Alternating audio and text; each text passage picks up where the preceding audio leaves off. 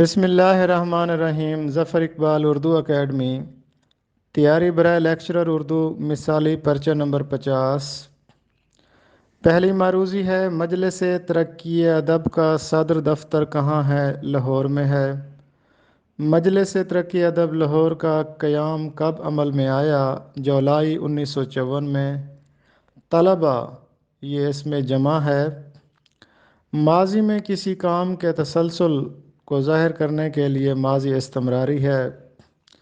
دیار دوست شریف فاروق کا سفر نامہ ہے۔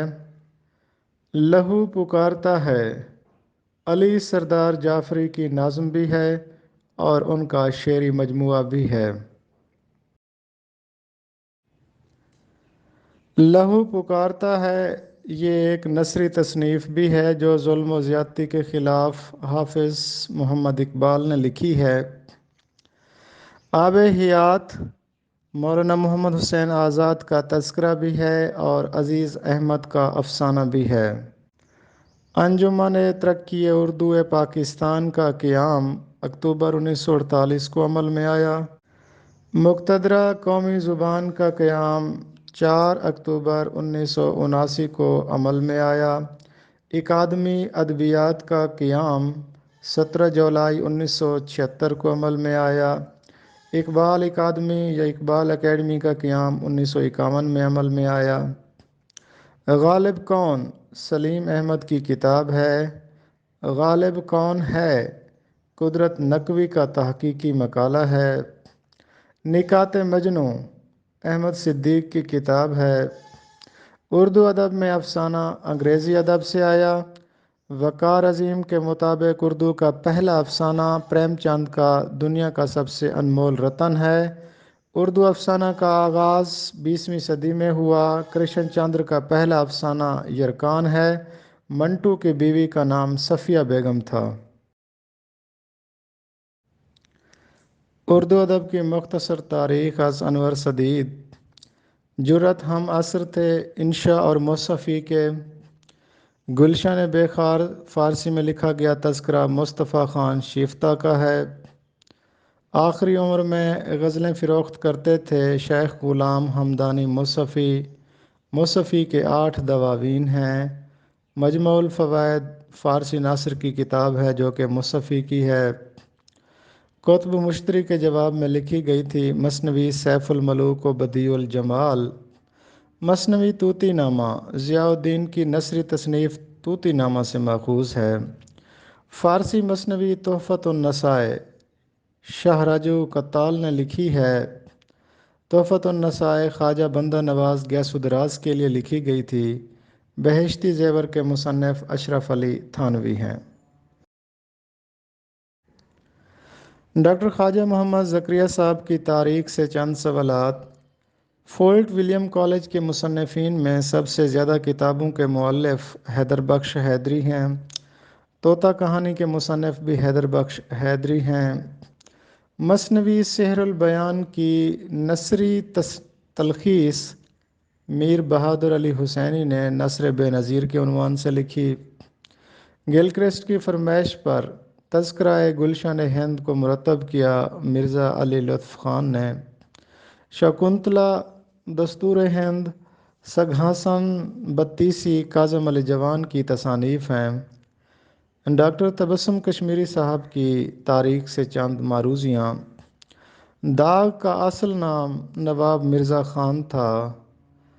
داغ منی بھائی حجاب جو ایک رقاصہ تھی، شاعرہ بھی تھی، اس کے عشق میں مبتلا تھے۔ داغ کی شاعری کا موضوع عشقیہ شاعری ہے۔ داغ کے کل اشعار کی تعداد 15,000 ہے۔ کلیات مومن کو سب سے پہلے مرتب کیا مصطفیٰ خان شیفتہ نے۔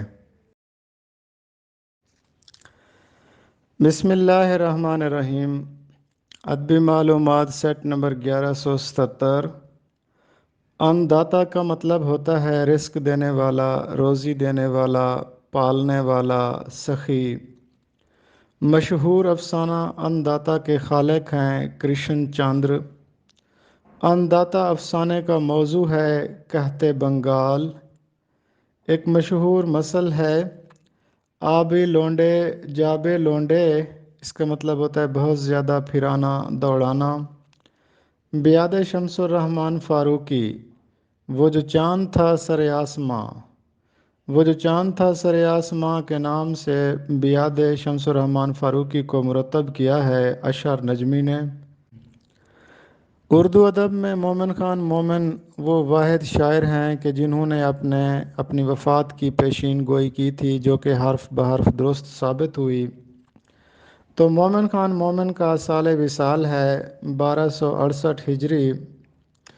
ایک مشہور شعری مجموعہ ہے نغمہ فردوس، یہ خوشی محمد ناظر کا ہے۔ محاورہ ہے پانی بھرنا، اس کے معنی ہیں غلامی کرنا، کھیت رہنا، لڑائی میں مارے جانا۔ لف و نشر کے کیا معنی ہیں؟ لف کا مطلب ہوتا ہے لپیٹنا اور نشر کا مطلب ہوتا ہے پھیلانا۔ ابن انشا کا ایک خوبصورت شعر ہے، دل کس کے تصور میں جانے راتوں کو پریشاں ہوتا ہے، یہ حسن طلب کی بات نہیں، ہوتا ہے میری جاں ہوتا ہے۔ اردو ادب کی مختصر ترین تاریخ از ڈاکٹر سلیم اختر، باب نمبر 9، لکھنؤ میں اردو ادب، لیکچر نمبر 118۔ نواب واجد علی شاہ کا تعلق کس ریاست سے تھا؟ لکھنؤ سے۔ نواب شجاع الدولہ کا عہد حکومت 1754 سے 1775 تک رہا۔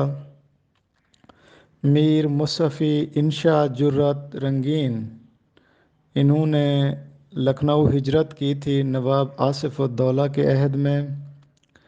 اہل لکھنؤ کی زندگی کا محور تھی طوائف۔ جرات کا ایک شعر ہے، بال ہیں بکھرے بند ہیں ٹوٹے کان میں ٹیڑھا بالا ہے، جرات ہم پہچان گئے کچھ دال میں کالا کالا ہے۔ نواب واجد علی شاہ زود نویس شخص تھے اور شہزادگی کے ہی زمانے میں ان کا ایک دیوان مرتب ہو گیا تھا۔ واجد علی شاہ کا فن شاعری پر ایک شعر ہے، اس قدر جلدی غزل کہنا بہت دشوار ہے، کب کوئی دنیا میں اختر آپ سے پیدا ہوا۔ واجد علی شاہ کا منظوم کلام 30 سے 35 جلدوں میں ہے۔ افسانہ عشق، دریائے تعشق، بحر الفت اور عشق نامہ واجد علی شاہ کی مثنویاں ہیں۔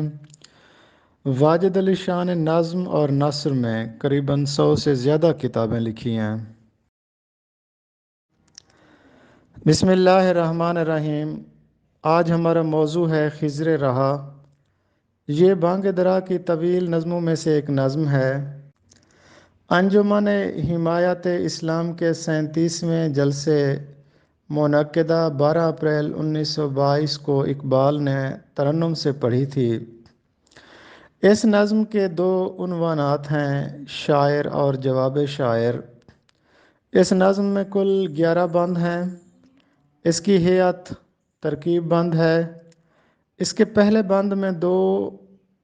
پہلے جو 2 بند ہیں ان کا عنوان ہے شاعر، اور آخری 9 بندوں کا عنوان ہے جواب شاعر۔ اس میں کل 85 اشعار ہیں اور 1400 الفاظ ہیں۔ یہ بحر رمل مسمن مکسور میں لکھی گئی ہے اور اس کے ارکان ہیں فاعلۃ، فاعلۃ، فاعلۃ، فاعل۔ اس نظم میں 2 کردار ہیں، ایک کردار ہے شاعر کا اور ایک کردار ہے خضر علیہ السلام کا۔ ڈرامائی انداز میں لکھی ہوئی یہ نظم ہے۔ مسلمانوں کی زبوں حالی اس نظم کا موضوع ہے۔ اس نظم میں شاعر خضر علیہ السلام سے 5 سوالات کرتا ہے اور خضر علیہ السلام ان کے جوابات دیتا ہے۔ شاعر حضرت خضر علیہ السلام سے پہلا سوال کرتا ہے کہ آپ کو صحرا نوردی اس قدر عزیز کیوں ہے؟ تو خضر علیہ السلام جواب دیتے ہیں کہ حرکت زندگی کا دوسرا نام ہے۔ پھر شاعر دوسرا سوال کرتے ہیں کہ زندگی کا راز کیا ہے؟ اور حضرت خضر علیہ السلام جواب دیتے ہیں تجدید خودی۔ پھر تیسرا سوال کرتے ہیں شاعر کہ سلطنت کیا چیز ہے؟ خضر علیہ السلام جواب دیتے ہیں اقوام غالب کی جادوگری کو سلطنت کہتے ہیں۔ چوتھا سوال شاعر پوچھتا ہے کہ سرمایہ اور محنت میں جھگڑے کی کیا وجہ ہے؟ تو جواب ملتا ہے سرمایہ داروں کے دام تزویر۔ پانچواں اور آخری سوال یہ تھا کہ دنیا اسلام کی زبوں حالی کی کیا وجہ ہے؟ تو جواب ملتا ہے خودی کی کمزوری۔ خضر رحم اقبال کا پیغام: ایک ہوں مسلم حرم کی پاسبانی کے لیے، نیل کے ساحل سے لے کر تا بخاک کاشغر۔